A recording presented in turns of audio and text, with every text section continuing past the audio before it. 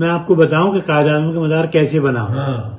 جب نہرو یہاں 1960 میں انڈس ٹریٹی سائن کرنے کے لیے آئے تو کراچی آئے تھے تو وہیں پہ سائن ہوا تھا. تو نہرو نے کہا مجھے جناح صاحب کے مزار بھی لے کے چلیں. انہوں نے خواہش ظاہر کری تو جناب وہ بھیج دیا گیا. اب اس زمانے میں چاروں طرف کچی آبادی تھی وہاں پر قائد آباد کہلاتا تھا اور بیچ میں ایک کچا سا راستہ تھا جو اوپر تک جاتا تھا اور وہاں پہ ایک ٹینٹ لگا ہوا تھا جس کے بیچ میں قائد کی قبر بنی ہوئی تھی ماربل کی.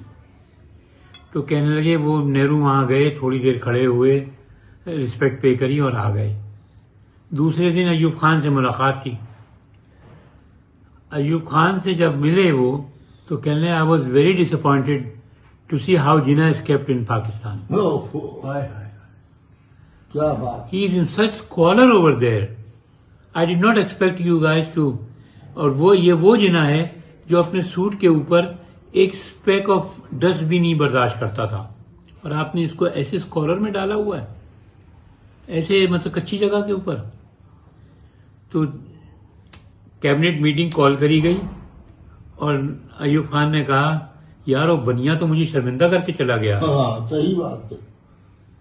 اس کا فوری بندوبست کرو.